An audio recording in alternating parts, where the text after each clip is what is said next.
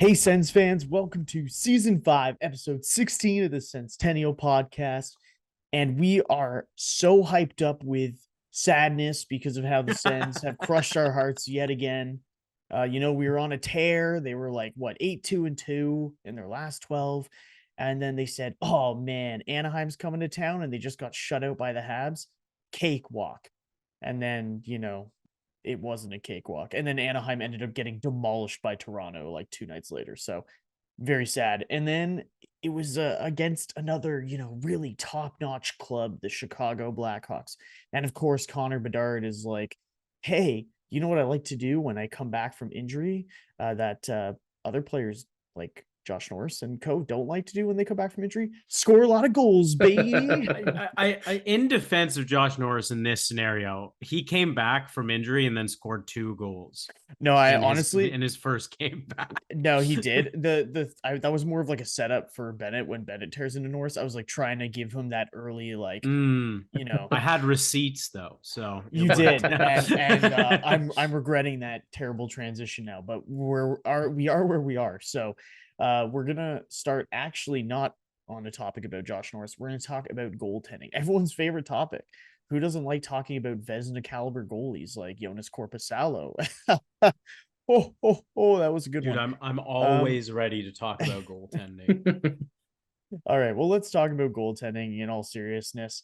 Forsberg did have a good game. He looked shaky at times, but when it really counted, he stood strong and kept the Sens in it. They got the win. Since then, Jacques Martin has gone to Korpisalo in back-to-back games, and it hasn't gone well. And so let's start there. Joonas Korpisalo, we know he's not having a good season, but what did the Sens do about it? And we'll kick it off to Bennett. Like, where did the Sens go from here? He signed for 4 more years at $4 million. What next? Yeah, what next is a really good question because it's not a simple answer. Goaltending is, we all know it, it's the absolute hardest position to fill on a team. It can make or break a championship window for any franchise. It's the difference between being a team like the Tampa Bay Lightning that won back-to-back cups and went to, another final right after that, and being the Edmonton Oilers, who have, threatened to go on deep playoff runs at various times and have been, a monster at times in the regular season, but they just don't have the juice in net to take it up a notch. And I fear that that's the future that the Senators are heading into for the next few years, because there isn't really an easy answer to the current goaltending situation. First on Korpisalo, I feel like at this point I almost owe an apology to Matt Murray because I talked a lot of shit about that guy. And don't get me wrong, Murray was not good in Ottawa, but Korpisalo fucking stinks. This dude is ass. He had a .750 save percentage against Anaheim. That's a game the Senators outshot the Ducks 34-20, and we got shredded 5-1 because every fourth shot was going in. They scored 5 goals on 20 shots, and one of them, it was my sister was also at that game, but she was sitting on the other side of the bowl from us. So that last goal that went in, she was telling me afterwards, she's like, that puck was moving so slowly that after it crossed the line, it just stopped. That's how weak the goal was. And this is, Korpisalo might honestly be the worst goaltender I've seen in a Senators uniform. And I know that sounds like recency bias, but I feel like none of the other quote unquote bad goalies that we've had have single-handedly lost us as many games as this guy has. And just talk about the final nail in the coffin from Dorion, lame duck GM just signs this guy to a 5-year deal, just 5 years of just takes us out from one bad goaltending contract and just gives us another one right, as a second course. And to bring it back to, the answer is you have to draft a goalie or several goalies and develop them for years and put them in winning situations and hope that they come good and that they take the reins and become an established, first choice netminder. And it's that is a long process that cannot be solved in the off season. And if the Senators' plan, which it seemed to be the last number of years, has been short-termism and just trying to take the scraps that hit the goalie market every summer and cobble them together into something of a tandem, then you're always going to fail, because the best goalies are not available for trade or to sign. Like, they are locked in year after year after year by their teams, and you're left with the guys that are up and down, that are inconsistent, that have injury question marks, and it's just like, it's not a way to do business. And we're sitting here now, like, who knows where Sogard could go. Merlainen has some has some pedigree and has some potential, but also young. Like, it's going to take years to find out what we have in either of those guys. And what does that mean? It means that window that we're all hoping we're going to hit, where we can start to be a legitimate contender, keeps shifting further into the future. And that's just not a place where any of us want to be. And that's not a good answer, but that's kind of just like where we're at.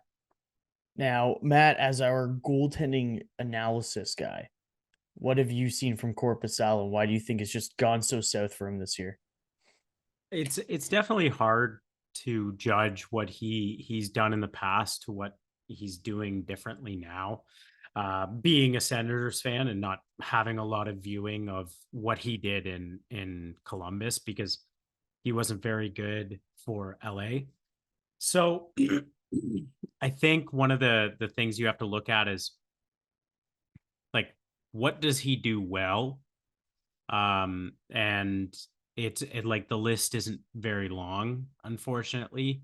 I think he has the ability to make like highlight reel athletic saves. His flexibility is incredible. But with that, it comes, like, I don't think his reaction is very good. Like, I don't think he has a lot of ability to sort of read and react to plays. It feels like he's always behind on plays, and he doesn't have a high hockey IQ. And yes, that does exist for goalies. Like, you need to be able to see how plays are sort of coming together and then going from there. I think Korpisalo's biggest problem, though, is he oversaves. He needs to simplify his game down to see a puck, stop a puck, and like take the wins where you can. If you're going to give up a juicy rebound, put it somewhere it's not going to be as effective. Directly into the slot. No, don't do that, obviously, but you want to be using your stick more. And somebody brought it up on Twitter, like, some of the best goalies in the league use their stick more to make sure rebounds are going into the corner, and using other things to get into the corner, like their blocker or the pads. But the modern day pads don't really deaden rebounds anymore. They, like, once a puck hits a pad, it's going to bounce off. So being able to deaden those is extremely important, and I just don't like see it that much with Korpisalo's ability. And Bennett's point being that, like, where do we go from here, and like, what's the outlook? It's tough, because I really feel like the last legitimate, like, number one goalie that hit the market was like Sergei Bobrovsky, and that was a long time ago. And then you've had like other team starters hit free agency, but not like quite to the same extent as like what Bobrovsky was. And Korpisalo hitting free agency made sense. Like, he's a guy who just had a career season, and he's going to like go to free agency and bank on that. Winnipeg did not want to let Hellebuck go, and the only way he was going to be leaving that team was by trade. And the only way you're getting a good goalie is if you draft them or you trade for them. And the scenario is everybody's talking about a Korpisalo buyout. Why wouldn't you? It would be, I think, 6 years or 8 years. And that's not a number I want to connect the team to. Like, I think that's far too long. I would probably rather retain salary and trade him somewhere. Even if it's 50%, Yeah, but then you're paying more over 4 years. right? Because then you're paying $2 million a year. Sure, You might as well but take the buyout at that point. but like for 8 years though, like Yes, that's a lot so of dead cap. here's the Matt proposal. All right, strap yourselves in, kids. So, interestingly enough, I'm going to draw a parallel here to another goaltender that Ottawa once brought in from the Columbus Blue Jackets, Pascal Leclerc. Pesky. You remember Pascal Leclerc, don't you, Sens fans? His first season with the Sens, what was his save percentage? .887. What is Korpisalo's save percentage going into the game against Tampa? .887. Oh, damn. Coincidence? I think not. Very interesting. But, Pascal Leclerc, the following season, he didn't play a whole ton of games because, his career went to die. But he did bounce back, and he had a .908 save percentage the following season. And yes, this is like a really random comparison, and there's probably nothing in common with them aside from the fact that they both played on Columbus, came to Ottawa, and then both put up a terrible first season with the Sens. But what I'm suggesting here is instead of taking the L and doing a Korpisalo buyout this summer, where it's an 8-year buyout, going into next season, you're still going to need a goaltender to fill that gap. Søgaard has not shown that he's ready. He looked much better in the NHL last season, actually, even though he still didn't tear it up. You don't really have anyone else. Like Marin's going to take time to marinate. Well, Forsberg's got one more year after this one. Yes, but I'm talking about like another goaltender. You can't just have Forsberg because he's shown that he can't stay healthy for a full season. Sure. So with Forsberg, his contract also expires in the summer of 2025. So with his contract coming off the books, you could potentially look at a Korpisalo buyout then, because then you have the nearly $3 million coming off the books with Forsberg. You hope that one of Søgaard, Mandalize maybe, or Marilinen are ready for backup duties, and then you can potentially find your number one. But the problem that I was talking to Bennett about is that usually you only find a number one through the draft. And Ottawa had their chance at a potential number one with Wallstedt. I brought this up a couple times to you guys, but I spoke to a Swedish scout time. You guys actually were there with me. The podcast unfortunately didn't get out because the audio got corrupted, but the Senstennial back tapes. Oh yeah, baby. We're releasing 100,000 subscribers. Oh hell yeah, that's it. The lost tapes of Senstennial. There's some good stuff in there. But I think the audio got corrupted and it just was really terrible. Yeah. But all that to say, he said that Wallstedt had been the best goalie prospect coming out of Sweden that he'd seen since Lundqvist. And the Sens could have had that guy. And they decided to draft a forward who got injured again for Belleville. And, this isn't a shot at Tyler Boucher, but it's so sad to see a guy who is injury prone, had sickness stuff in his draft year. And the Sens are like, all right, we're going to take a gamble on his health at 10th overall, instead of just going with a guy who had put up great stats in Sweden and as a goaltender. And the Sens love their Swedish goaltenders. When has a Swedish goaltender for the Sens ever not worked out? Aside from, maybe Forsberg hasn't been the best, but you know what I'm talking about, all right? Anders Nilsson was a beaut. Leonard was a beaut until he, got shipped Gustafsson. out. I saw the score today, 50-50. but my point, I love your point, and I think another option is you trade Forsberg in the offseason. And just stay with me here. Korpisalo at $4 million is your backup, and you go find a starter. I know that's tough, but sorry, Bennett, go ahead. No, but it's just like this is what Sens fans and the Sens organization say every offseason. It's like, we'll just go find a starter in the offseason. It's like we were just talking about. It's like that most teams can't do that. Absolutely. Most of the time, you can't find an actually good starter that can make your team genuinely better in the offseason. Like, those guys come around once every 6 years. Yeah. That for one reason or another, a team's looking to tear it all down and rebuild, and they will trade their actually good goaltender. Yeah. It doesn't happen very often, and it's you can't bank on having something like that fall into your lap. And even if you are, you're going to end up in a bidding war with 31 other teams. Yeah. So it's just like it's like me personally, like any proposal for how to get out of this goaltending situation that contains the phrase "find someone in the off season," I just kind of like mentally hit like mute, because Yeah. it's just like that's that's what we've been doing for the last 5 years, and where has it got us? Absolutely nowhere. Yeah. And we released a video last year about who Ottawa should pursue in the offseason. And I know Jeremy Swayman was up there. Yep. He was a restricted free agent, so not much Ottawa Could could have do. offer sheet him. You could have, and I wish they had, but alas, here See, we that's are. something. If that Pierre takes Dorion balls. as Just a do lame it. duck, Like, if yeah. you're a lame duck GM, that's what you do. You don't Yeah. like burn those bridges. Don't like saddle your team with this fucking clown like, for 5 years. Also save your job. Like, Yeah. if you offer sheet a guy because Boston couldn't afford him at 5.5. Okay. Like what he signed to now is almost at the top of what they could. You offer sheet him like where it basically caps them out and they can't do anything. He'll take it and be like, all right, sick. And you either go down with the ship, because the odds are Pierre Dorion was not staying past this season. He's either going down with the ship or he just saved his job. And there's no spectrum. And Allmark's been good. Like, he's had a 913 this season, which is good. But Swayman's had a 921, and that's across 30 games.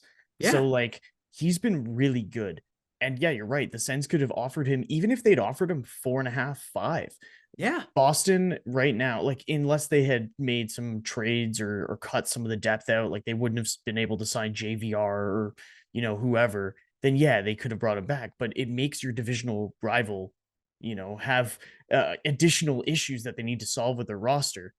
And on top of that, I just want to say that the reason why, because I don't know if I ended up saying this, but the reason why I suggested a buyout of Korpisalo in the summer of 2025 is because with Forsberg off the books and Korpisalo getting bought out a year later, the buyout goes down to 6 years instead of that 8.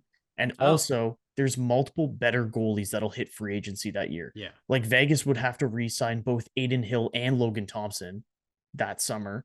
Plus Ullmark is a free agent.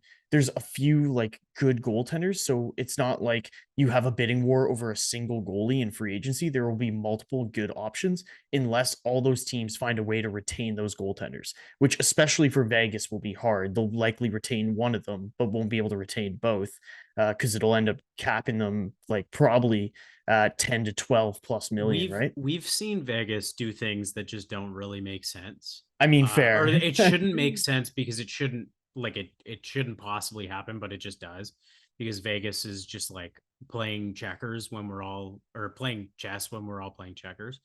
But I think, like, I like your point. I don't know if any of those guys go to free agency.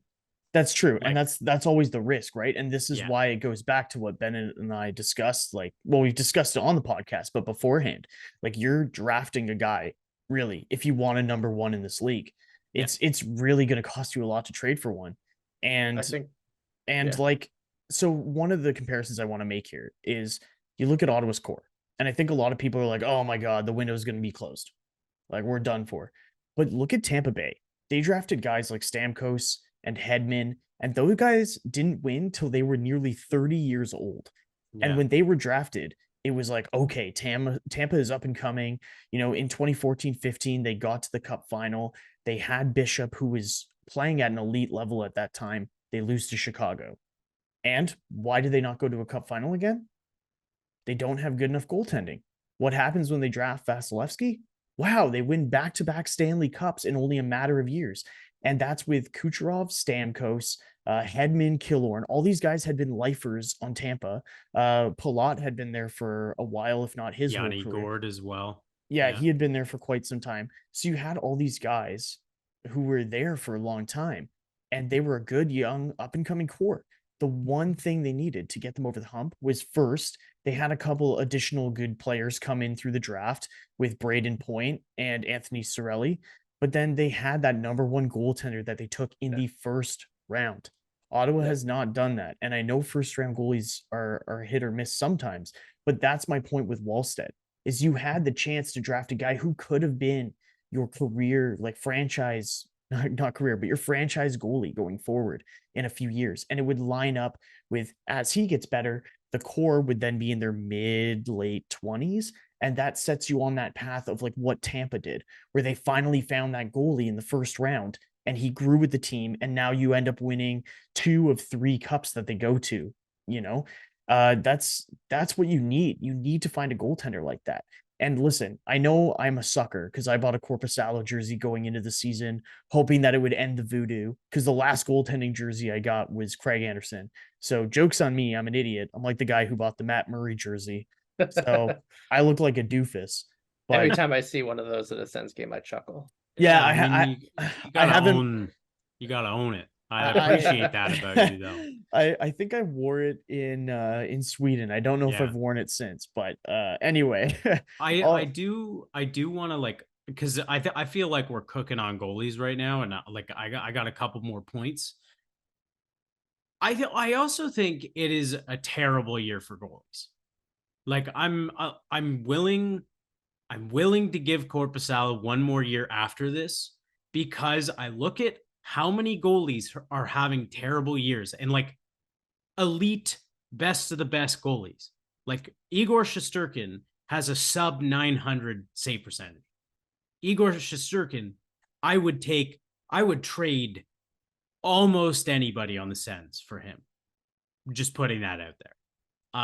You know, and then guys that, you know, have had incredible seasons previous to this are not having good seasons. So goalie voodoo year, number 1. Number 2, that goalie video we put out, Matt, I would say, I think I suggested 5 goalies. I think 4 of the 5 goalies have like excellent stats.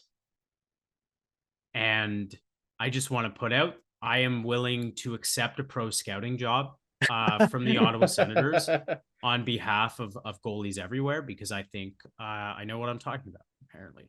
Yeah, you're not wrong, though. The league average for goaltending this year is $8.99. That's dog shit. Yeah. And so okay, I guess I want better than league average save percentage for goalies, but it sucks because we lost a game last year that was like backbreaking. Actually, sorry, won a game last year that was in spite of a terrible goaltending performance from Cam Talbot, and it was against Philly. We won 5-4 in overtime. And I was there, baby. Yeah, and that was one of those. Sorry, I was just gonna say, yeah, I gotta give a shout out here to the Sens. I got a free ticket upgrade that game, and I was with my buddy who had never seen a Sens game live, and he's like, "Whoa, this is stellar!" I'm like, "Dude, this never happens, okay?" Yeah, don't say this is gonna happen again. So like, I look at that game, and that has just been a perfect example of goaltending for the Sens. Ottawa finds ways to win in spite of goaltending more than because of goaltending. And the Korpisalo against Chicago was, like, to me, I think he got the start, and it was suggested otherwise that he got the start because management wanted him to get on a run. They lost because of Joonas Korpisalo, 100%. And because of a thing we're going to bring up next. But you have to go back to the guy that just won a game and like won it well, you know, had a 925 save percentage, let in 2 pretty soft goals, but then bounced back by making game saving saves. So you go back to Forsberg.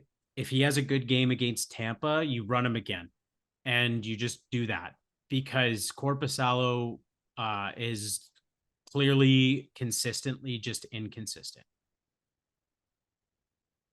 Yeah, I don't think there's much else to say on that. It's true. And I know we haven't really talked about Forsberg much, but I think that with a guy like that, the injury history now in the last couple seasons has been really rough for him. So I hope he can come back to form, because, you know, when he was in form a couple of years ago, he looked really good. And since that time, he hasn't. So it would be nice to see Forsberg, get healthy and truly play consistently. And on that note, another player who I think we all hope can really bounce back and hopefully sooner rather than later is Josh Norris. Now, obviously, he's returning after a significant injury. And like Batherson, it takes time to really feel right and get back into form. But Josh Norris, he's demoted to the third line. He's not playing his best hockey. Usually he was known as a guy who is, great shot, good two-way player. Haven't seen much of that. Sadly, he's either not getting passes received well on the power play or he's whiffing on the passes he does get. He doesn't look like the same player. So I'll throw it to Bennett. I know that you want to crush this man's soul, but Okay. what have you thought about Josh Norris and his woes lately? Yeah, I mean, there's much as I want to rag on Norris a bit, I mean, it's always important to keep the perspective that, like, at this level, there's very few players who are actually bad. They're just bad versus the money that they're making. And I think that the biggest problem with Josh Norris right now is his contract. Like, I think not even in hindsight, I think at the time that 8x8 looked a little suspect. I mean, it's not quite 8; it's like 7-9 something or other. Yeah, But it's 7.9. It's basically 8x8, and I think like it always looked a little chancy. I mean, in the season that he signed that contract, he had just put up like a over 20% shooting percentage. Like everything he touched was going into the net. And then he had a significant injury where he missed a lot of time. And I think signing him to that contract on the back of such a weird season like that, where he was getting extreme puck luck and then had a big injury partway through, was just like, that was just like not a good idea. And I think now, like, I think if Josh Norris was making Tarasenko's money, no one would have a problem with the way that he's playing right now. Yeah. But that's not the case. And so we have a problem with the way he's playing right now, because he's got 26 points in 44 games. He has 13 goals, 13 assists. It's not terrible, but it's just not, he's looked invisible a lot of the time. And he just has not looked super effective, in all parts of the ice. And, he's never been a huge playmaker. So when he's not scoring a lot of goals, he's just not as like effective. Like that season, he scored 35 goals. He had 20 assists, and that's the most assists he's ever had in a campaign. And I think that was one of my problems with when we signed him to that extension, was he had just come off like a really, let's just say, lucky offensive season. And even then, he hadn't managed to drive a lot of play outside of just like his one-timer. And that's just not like the profile of like a super well-rounded player to me. I think Josh Norris is a really good player when he's on his game, but I think that we're overpaying for what he can possibly deliver. And I think we all hope that, like, as he gets a little bit more confident and settles in after the last couple of injuries he's had, he can start to hit the ground running next season and look better. But I also think that there's serious question marks about his long-term health, because how many times have they told us that the shoulder is fixed and then, something goes awry and then he misses half a season? I think players like that, until you've put together, 3 or 4 healthy seasons in a row, there's always going to be a risk that we're just going to lose him for half a year. And until you can put together a few, consistently effective offensive seasons in a row, there's going to be question marks about, can he drive play? Can he, contribute off of the power play? Can he, be like a consistent, like I'd take, if he, caps out at like a 25 goal, 40 assist guy or something, like I would take that. But it's just like, he's never put up that many assists before. And, outside of that 135 goal season, he's never crossed 20. And it's just like, I think there's a lot of expectations about what the kind of player that Josh Norris is based on 1 year that he had and then the contract that he signed subsequent to that. And I think that colors our perception of what he is and the impact he can have for this team. I think if he can be like a 60-point a year guy, that'd be great. I'm just not 100% sure if he's going to be a lot more than that. And right now, he's nowhere near that. Yeah, and I think it's all valid concerns that you're raising here. I was one that was super gung ho when they signed that deal. I kind of was like you. I was a little hesitant about the amount of money. I didn't know if giving an 8x8 to a guy who had one really good season, and the season before looked promising, but by no means was that an 8x8 season. But scoring 35, it definitely looked like he was trending the right way. But usually you want more than one season to kind of gauge what a player's trajectory is, especially after an explosive season like he had. Now, I at the time was like, okay, good. They got another core player locked up. He's obviously good buddies with some of the guys in the room, and having that chemistry helps. And for me, I'm holding my breath that it's just because this season is the first one back after a significant injury. But you're also right that I expect more of an $8 million player, and we should all expect more. And that doesn't mean that, we're, what do you call that? Like all despising or have this disdain for Josh Norris. It's just, we want him to play better, and his contract is significant on this team, and he should be playing like a significant member of this team. And right now he's not. And I think it's just disappointing. And so that's really all I have to say on that. And Matt, I don't know if you want to add some thoughts of yours in as well. Yeah, absolutely. I think Josh Norris is a player that when he first came to the Sens, we had a lot to like about his game. He was really solid defensively. He was scoring at a very good pace. His shooting percentage was really good. And he just seemed like a well-rounded player. And then, his first season, 56 games, 35 points. Second season, 66 games, 55 points. And that's really good, upwards trajectory. And then has a season-ending injury. And that will always be one of those things that you makes you pause, especially after the issues that other players have faced when they have big injuries like that. They just don't come back the same player. And thus far, Josh Norris has not come back the same player. He isn't as good defensively as he was. His shooting percentage is not nearly where it used to be. And he's not driving any play or anything like that. So at the same time, last game against the Hawks, he was playing with Brady and Batherson, and that line was dynamite 2 years ago. Wow. Like it was amazing. Now it's not a good line. Defensively, they are terrible together. They don't try. There is very little effort. And I have to say as well, sort of interrupt, but just yeah. I've noticed a few times when I've been at games that there's been a few times the Sens have been scored on, and the last person to cross the blue line getting back into our zone is Brady.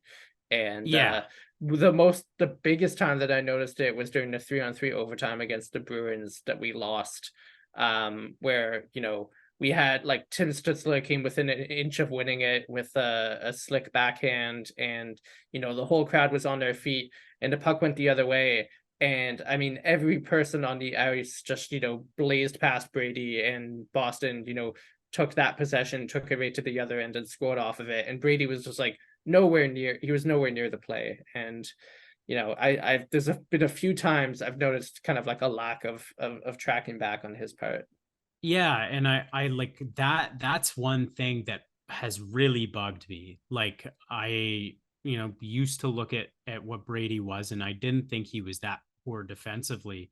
And now with a more keen eye to it, his commitment to defense is not there. And like, I love Brady Tkachuk. I think he's an amazing player, and what he brings to this team is just like, it's unparalleled of the success variety. Stop. But the fact of the matter is like your captain should be the hardest working guy, in my opinion, like outworking everybody, doing everything they can to show like they will be going to battle for everybody. And, Brady takes dumb penalties, which can be very frustrating. And like not even dumb penalties. I'll rescind that.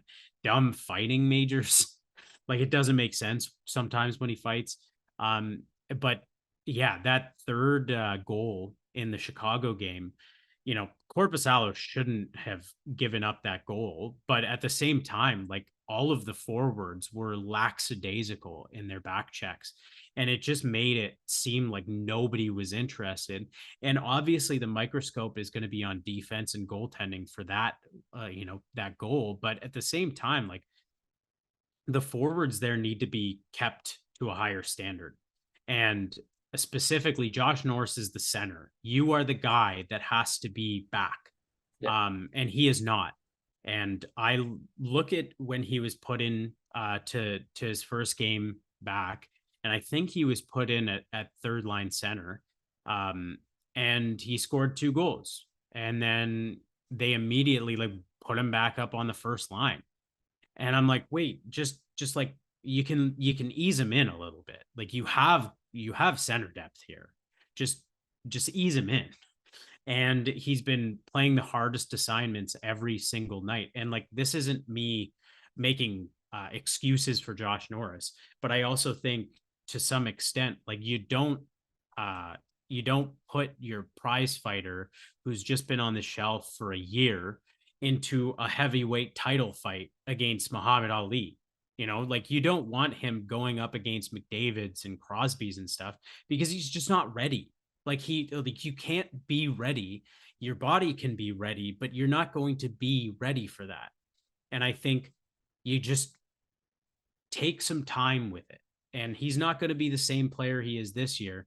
But if you're really going to make a overall judgment call on Josh Norris and who he is as a player going forward on the Ottawa Senators, it has to be next year, because 1 year of his development, because the kid is still a kid. Like he would still be an RFA in any other scenario, and he lost a year of forward trajectory. So all this to say is like him being put on the third line is a good thing. And I want to see him deal with it on the third line and just cook. As Guy Boucher once said, you don't feed steak to a baby. Yeah. And I guess that's the point that you're trying to make here, Matt. I guess so. Like I really do think that like Josh Norris is a good player, but Bennett's absolutely correct. Like he can be completely invisible. And it's always funny because like he'll send a message in our group chat being like, oh, he's dog water tonight. And then he'll score or like have an assist. And it's like, all right, Bennett, say it every night, Yeah. I wish he'd do that for goaltending. Whenever he says it for goaltending, it never works. Come on, Bennett. Yeah. Figure your voodoo out, buddy. Tough. Yeah. Listen, I demand a lot of my boys. And when I pressure them and ask that they be better and show more maturity in their game, they often deliver, and sometimes tough love works. But I mean, just the last thing on Josh Norris is like we all hope he can turn around and find his mojo again. I just think that, again, going back to that contract, it was such an unforced error. Like you could have signed like a 3-year bridge deal or a 4-year bridge deal, and I think like in the excitement to lock up the core, I think he got kind of like caught up in that desire to just like keep the good vibes going and just pay everybody and just keep everyone on side. And that's like, to a certain extent, I don't fault them for it, but I just think like if all of this had happened this coming off season instead of a few years ago, when we have an analytics department and we have, I think, a lot better hockey minds behind the wheel here, here in Ottawa, I think he wouldn't get that deal today. I don't mean like based on the play he's had this season. I mean like if he had that 35 goal season, let's say this year, I don't think they would hand him out that contract this summer, because I think people would look at that shooting percentage and they would look at his underlying stats and they would look at the small sample size that they had a couple years ago and be like, this screams bridge deal. And I think that that's just another one of those, errors that we're going to be living with from the Melnyk years. And again, it's just, I don't know how many times we have to say that, whether it's about the contract situation or whether it's about goaltending or whether it's about who was behind the bench until very recently. But it's like there's a lot of rot that needs to be undone before this team is going to be competitive in the long term.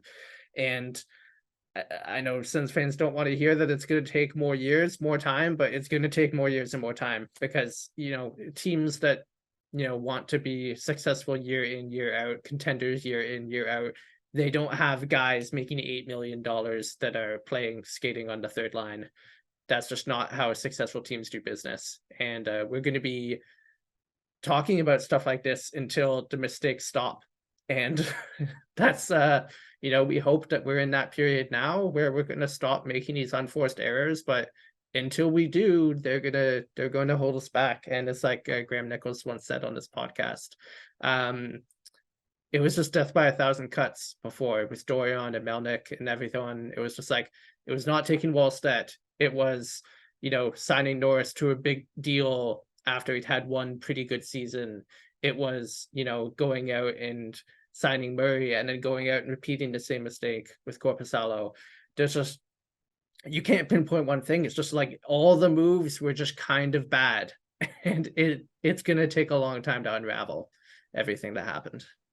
Now, to try and end this podcast on a semi-positive note, maybe, depending on which way you're leaning towards this game, Ottawa's about to play Tampa. We're about to sign off. What are your predictions for how the Sens are going to perform tonight? I'll let other Matt swing in here first. I feel like the Sens are going to cook tonight. That's how I feel. Also, Tampa's coming off a 9-2 loss, so that also might change and mean the Sens are going to get cooked too. This team is a roller coaster, and I just hope they play well against a pretty solid team. So I'm going to say it's going to be a 3-1 Senators win. 3-1. Wow, that is okay. That's more optimistic than me. Okay, Bennett, what do you have as potentially the final box score tonight? Final box score. All right. Well, I was just checking to see if it was Forsberg in net, which it is. So that means there is a chance that we can't actually win this game. I'm gonna go ahead and say competitive 4-3 Senators victory. I think that, to your point, Matt, for some reason I just see them cooking tonight. It would be one of those classic Sens things that don't make sense, like fumble the bag against the absolute dog shit tier teams, and then just randomly win like a clean 4-3 victory against like the former champs. Like, it's just one of those things that you can see happening. It's storybook almost. Like, makes sense. It's like poetry. It rhymes. Yeah. I will say though, Bennett, Korpisalo did get the Sens their win against Tampa early in the season. Did they play poorly? No, they won 5-2. Yeah. Oh, that's good. Yeah. Anyway, I mean, all that to say, sometimes shit like that happens. I don't know what to tell you. all I'm going to say is I don't think goaltending will help us tonight, but I do think that the Sens win 6-4 with an empty netter. Okay. All right. We're going to... A lot of goals scored. Now that we all say they're going to win, they're going to lose. Hell yeah, baby. Just like Sens fans always do. We're in expect for the dub, and we go for the L. On that note, thanks everyone for listening or watching. Really appreciate it. Make sure to follow us on all the social medias you see on the screen there. And we'll catch you next time. Go Sens, go. Go Sens, go, Sens, go, everybody.